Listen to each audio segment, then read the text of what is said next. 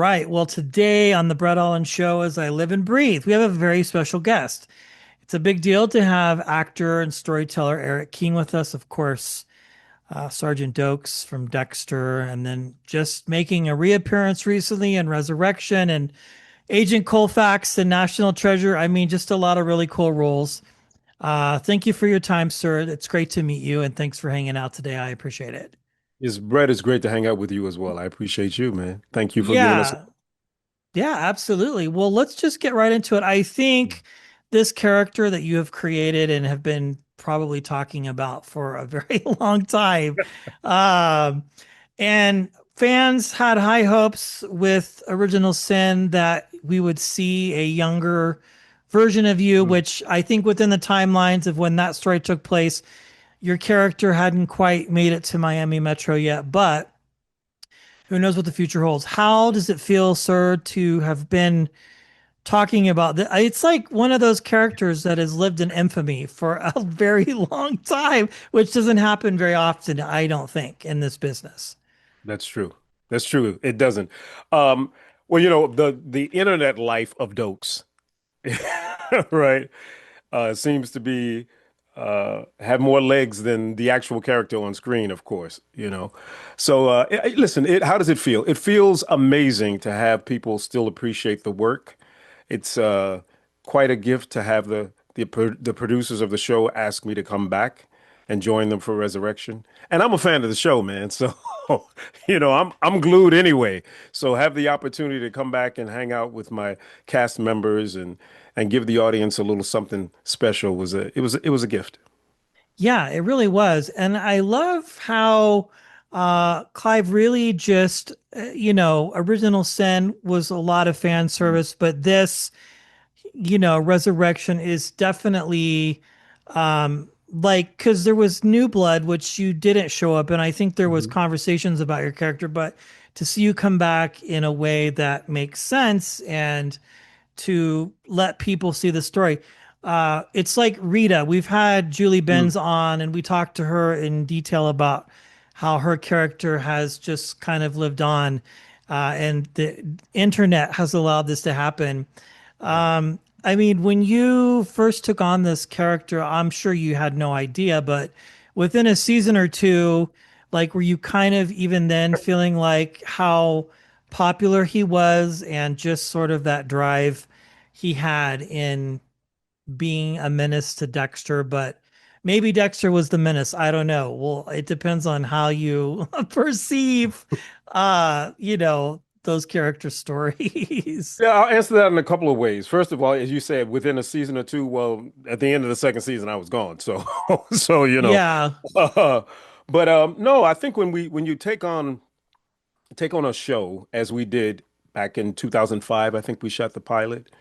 You have absolutely no idea where the show's going to go. You hope your show gets picked up, first of all, right? Although I think most people believe that this would be picked up, but to have it go on and have all these different iterations, 8 seasons, and then New Blood, and then Original Sin, and now Resurrection. There's no way that I would say that Michael didn't even know this. We're almost 20 years, man. Almost 20 years in. And that's pretty amazing to have a show still have legs and still have heart because we have all these guest stars who are now coming in. And I'm like thrilled, man. Oh, Eric Stone Street, Uma Thurman, you know what I'm saying? As a fan of the show and certainly as an artist to be able to see what they bring to the show. Peter Dinklage, oh my God, crazy. But the OGs, we love the OGs. David Zayas, Luna Velez, C.S. Lee, Julie Benz. We started off together, Brett. So to see the show continue to go, whenever I see them, my heart just, my heart explodes, man. I'm grateful for them, and I'm grateful for the opportunity. So I'm guessing it was probably just an easy yes when the phone call comes in and says, "Hey, we have this idea," because it was sad to see him go Yeah. because it was just so it's one of those cases where even though it was just a handful of episodes or seasons, it seems like in memory it was much Hmm. longer. You know what I'm saying? Does that Yes, make I sense? do. I've I I've heard totally that do. from other people too, that that has to be kind of an interesting experience for you as an actor to, as you said, have legs more so than you would probably ever imagine, right? Right, and I mean, I attribute that to the writing, man. It was incredible writing, and to have the depth of character and the complexity of those characters for Dokes and Dexter as well. Yeah, it's you know, it, I can just say it's a gift, man. It's to be able to be in this position at this point and still, like you said, you asked me about the call. When you get the call, of course, you're ready to go. I'm ready to go, man. I got to get in the gym. I got to do all these other things, you know what I'm saying, to get myself back into Dokes' head. But to have them to, think enough of the character to bring him back, it's a gift. Yeah. Well, I thought it was important because his demise, obviously, no spoilers here. I mean, we all know what happens. And to have What happened, it, Brett? yeah, well, you were the Bay Harbor Butcher, right? So you got Yeah, right. murdered in Man, cold Brett, blood. do you know I still have people hitting me up saying, you're the Bay Harbor Butcher? I'm like, do you watch this show? I know. Yeah, it's crazy. Yeah. Um, but when this happens and then it just continues to live on, but then have again the fan service, but also an opportunity for you to come back and Yeah. face Dexter again and this kind of way, I think is very cool. Which just also, as you said, stands to the testament of writing and Oh, yeah. the ability to tell these stories.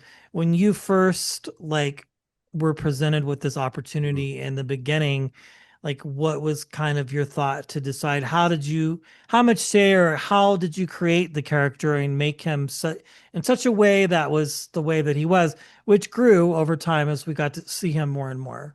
Yeah, well, Jeff Lindsay's books, Darkly Dreaming Dexter, I believe the first one was. I did read that book. We were encouraged not to read books beyond that because the story was going to go in different directions. Of course, I took a peek at some other versions of Dexter, but Jeff had already laid a pretty strong foundation of who Dokes was. And we knew that he was a ball buster. We knew he was a great cop. We knew that he was going after what he needed to know. He was going to continue to pursue this to the end, till he got the answers that he needed, until things made sense for him. Unfortunately, when they made sense for him, he had to go. you know. So yeah, I mean it was pretty well drawn from the very beginning. My father was a police officer, ex-police officer, and yeah, so I'd had some experience being around a cop. How much of that is you? I know sometimes you're able to pour your own personality into a character. Sure. Is there like a percentage or you just kind of embody that persona of growing up around the police and kind of, I mean, Dokes was pretty hardcore, but I'm sure there's Mhm. plenty of police out there that are that way. I don't know. The TV's obviously heightened reality a little bit. Right. So I would say that there are probably some cops who would say, I know this guy. They've said it to me. I know this guy. That's my sergeant. I know this guy. Right. Uh, it was pretty well drawn. I mean, the writers, there's very little improv in the show. I'm not adding anything on. I'm probably, if anything, as an actor, I'm going deeper to try to make sure I answer all the questions. I need to answer all the questions for myself as an actor to create this whole different human being. What are his needs? What are the relationships? What's the conflict? All the stuff that actors always ask themselves. But it was already pretty well drawn. I just, I had to show up and allow myself to go there. did you know when this was continuing on that his demise was coming, or is that those just conversations that you have? I mean, obviously, every character has to go somewhere at some Yeah, point, but do yeah. you have conversations with, producers, writers, and go, hey, this is the direction that we're thinking of taking him? And then I guess you have to be okay with it too. I don't know how collaborative that process is. Right, right. Yeah, I guess you do have to be okay with it, right? Uh, no, okay. I didn't know at the beginning, obviously, and I don't think it. Yeah, I don't know. I've not produced a series, but I wouldn't think it prudent to tell somebody at the beginning that the character the character's gonna die, unless you, of course, you have a limited contract. Of course, that makes sense. Right. But you never want to play the end of the story, of course. But I would say probably 4 episodes out before his demise, I was told that he was going to leave, that he was going to die, but that they had something really good for me. They were gracious. They were very thoughtful. The crew, the cast, very, very supportive. because it's a family. You know, you start working together. Again, we started in 2005, not really knowing where the show was going to go. Yeah. Uh, and then we get to the point and you say, well, one of the lead characters, we're talking, this is, Breaking Bad era where Yeah. they were killing off main characters. You know what I mean? Like that it was arresting. I know that for some of my cast members, it was very arresting to see me go. But we're here to tell stories, right, Brett? We're here to facilitate whatever the ideas are of the producer and to move the story forward. So while I covet Dokes and I have, he's a part of me, obviously, right? He's a part of me. You ask what part, I can't really tell the percentage, but I co-created him with the writers. So I covet the character, but at the same time, I know that, I have to work towards the good. And when you have some, producers that I had who were very kind, you go, this is what it is, man. You're on to the next job. You do what you got to do. And then, of Yeah. course, he comes back in 2012, and then he comes back again in 2024, 25, I'm sorry. Yeah. Again, as I said at the beginning, there's a handful of characters in television Yeah. history that have, you know, in some way transcended time, like Dwight from The Hmm. Office, or Jesse from Breaking Bad, or even like Hmm. these characters who wind up not lasting the test of well, Jesse lasted a while, but Right. my point is it's just like it's interesting like how these characters are so well shaped and they continue to live. I'm curious to know, like, May I just jump in for 1 second? But I yeah, also attribute that to the fans. It's the yes, fans that made that happen. It's the internet that made that happen. It's social media and all those memes. I mean, this guy has lived. He has lived way beyond Dokes. You know what I mean? The character that I created or co-created with the writers. yes. He's got all these memes, man. He's got the surprise meme. He's got you can't prove it memes. You know, those are the fans, man. We have to give it to them. Well, I have to tell you, I work in sales and we have a Slack chat all day long. Okay. And your meme I use quite a bit when a sale doesn't go the way I want it to, or it goes the way I want to. The surprise meme is Right. definitely Right. one, Right. that is just, uh, it's just an iconic line. Like, and again, you It is. probably had It no is. idea when that line came about that they just Right. keep using it over and over again because, it's Right. We didn't have insane. social media the same way. Do you know what I mean? Memes No. and we had Vines, I think, at that time. Right. So now people are doing stories and edits and all of that. So you're absolutely right, Brett. I had no idea that this was, we'd end up at this place. Well, when the series first came out, like I didn't have streaming. There was no Mm. streaming. I had to wait for each season to come out on Appointment DVD. TV. Yeah, well, I didn't Right. even have Showtime. Like I would wait for the season to come out on DVD, Oh, and then wow. I would binge it. I maybe in the later seasons I got Showtime, but You had the um, box, Brett. You had the box. yeah, I have the That's entire crazy. series on DVD. It's just one of those Crazy. ones where I'll just pop in. I don't even have to go in sequence, like Nice. just throw in it. And now it's streaming, obviously, but Yeah. it made its way to Showtime, because of the new series. Yeah. Crazy stuff. So to switch gears a bit, obviously your Hmm. dad was police, and your mom Hmm. probably did other things. Like, where was the off ramp for you, Eric, in choosing to become an actor? Because it's kind of like, not something that most people would probably choose. It's just it's a different path than most people are used to as far as work is concerned. It's Hmm. interesting for sure. You're right. I worked, grew up in the Washington, D.C. area, and my parents worked for the government. You know what I'm saying? My father was a cop, but for the government, if you will. Um, so it was, off the beaten track for sure. But my mom had the foresight when I was pretty young. Uh, Okay. I was pretty rambunctious, you know, uh, and precocious, I think was the word she used. I had to look that one up. Uh, and she put me in a performing arts high school, a program first that became the Duke Ellington School of the Arts. And then I went on to university, Towson University, and studied in the theater program and took classes and, worked. Uh, so yeah, I think it's really all I've had to do, if you will, right? Yeah. There have been other things that I've wanted to do, and other ways to fill my life. I'm trained as a life coach and other things that I've done because, actors very seldom play actors. We play people. So, you got to be out in the world. But I would have to attribute that to my mom, man. She had the foresight to move me in a direction that would settle my heart, I think. Yeah, it's interesting. It's almost like that world chooses you in a way, Mm, because the percentage of people who try and do it and are successful, it's a very small number. When you work on things like this or other projects, do younger, more inexperienced actors come to you and mm. ask you for advice, or do they come up to you and say, like, how have you lasted so long? Like, what has been the source of the longevity?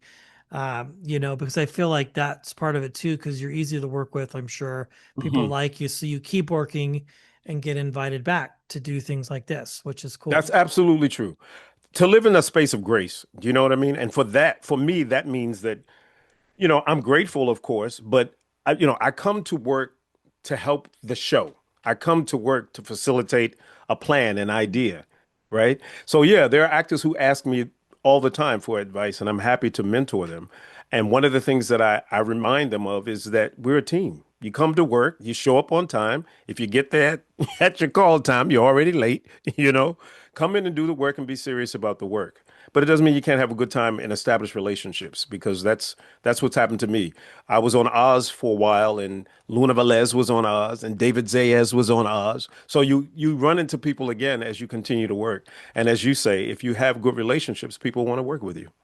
Yeah, I want to talk to you about Oz, because talk Mm. about a groundbreaking series. That Yeah, show, there yeah, has yeah, never been anything like it since yeah. and ever before.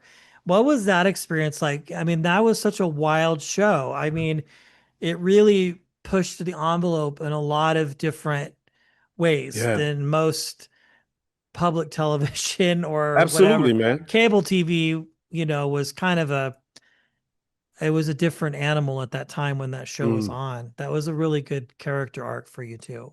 Tom Fontana, incredible, incredible writer, producer.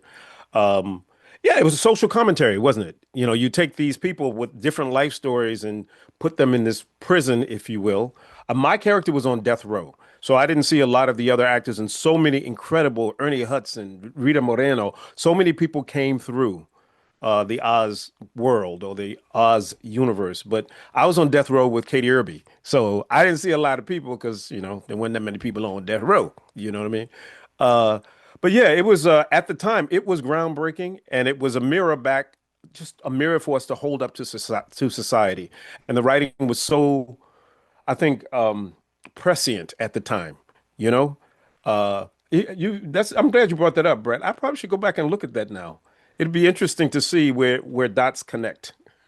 Yeah, it's interesting because I haven't watched it in a while, but I every once in a while just kind of throw that show on and others, to just kind of remember. I don't know, television was so different then. It was. It's definitely now there's so much out there and so much content to Mm, consume. Like, it's really, if a show doesn't take off right right. out of the gate, it's hard for it to last long.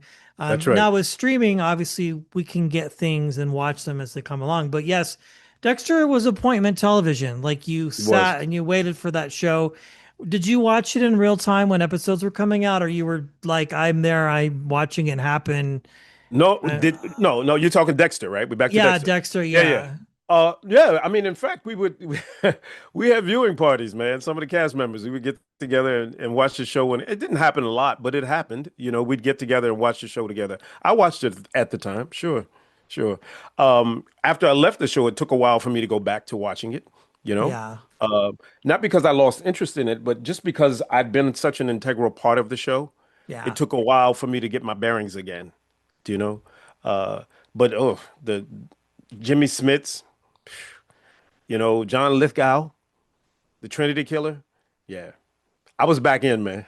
you know. It was really good.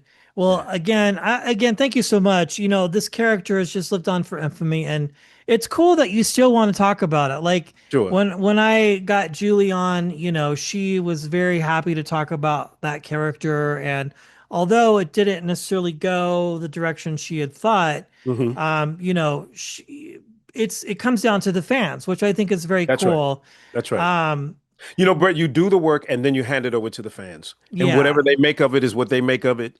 And you know, I think you're just grateful to I was just grateful to be there, man. So it is great to still be able to talk about the show. I don't mind talking about it. You know, it's just I think sometimes when I'm walking in the street and somebody comes up to me and says, surprise motherfucker out of nowhere, and I'm going to Costco, it takes me a minute. You know, I want the fans to be respectful, you know. But yes. yeah, I'm proud of the work. I'm proud of our writers. I'm proud of the producers who created this beautiful juggernaut that all of us all of us still enjoy. It's crazy how long it's lasted. Like, I Yeah, can't even yeah, tell you. We yeah, did man. press for Original Sin, and just Mm. to it's insane. Like the fact that it's continued this long. I suppose to that last comment about the surprise motherfucker, it's probably as long as you're not with kids or grandkids or Yeah, nephews, nieces, like right. you know, do people hopefully respectfully separate you from that character, right? And don't. Most of the time. Okay, yes, Most of the time, you know, the joy about it is that when I get to really converse with people or hang out with people, they say, "Oh, they always say to me, you're so nice. I didn't, you're a nice guy." I'm like, "Did you really think I was dokes, man? Like for real?" You know?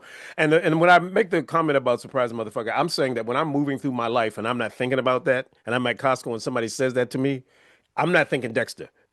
You know what I'm yeah, I'm saying? sure. I'm thinking, what were we doing here? You know what I'm saying? So, yeah, listen, it's all gravy, man. This is all good stuff. It's all a great opportunity to do the work and give the fans something that they enjoy. Yeah, well, one of these days, if my son is old enough or when he's old enough and interested, he knows that I watch it. He thinks it's funny and but he's never seen an episode, How but old is your son? he's 11. Yeah, he's Yeah, yeah, pretty no, young for it. But, yeah, right. kids, like they kind of know what you're into and they have your numbers. Yeah, He goes, "Are you watching Dexter?" And I'm like, "How do you know about that?" Like, you know, right, um, right. well, very cool stuff. Well, hopefully you've had a good summer Thank you, man. and you've I have. had a chance to kind of relax a little bit and work on Yeah. whatever it is you're working on next. But I appreciate your time. Again, as I said before, I have been told he doesn't do a lot of this, so we'll ask and we'll see. And I appreciate you saying yes. It really means the world to me to just share a few minutes with you here about this. This is very cool. I mean, who knows, and to just see this world still exist in a weird sort of way. It's crazy. Yeah. Like, it's unbelievable. I mean, it has to just be so exciting for you, but I It is appreciate your, exciting. yeah, it has to be. And, Yeah. who knows if this original sin does come back again?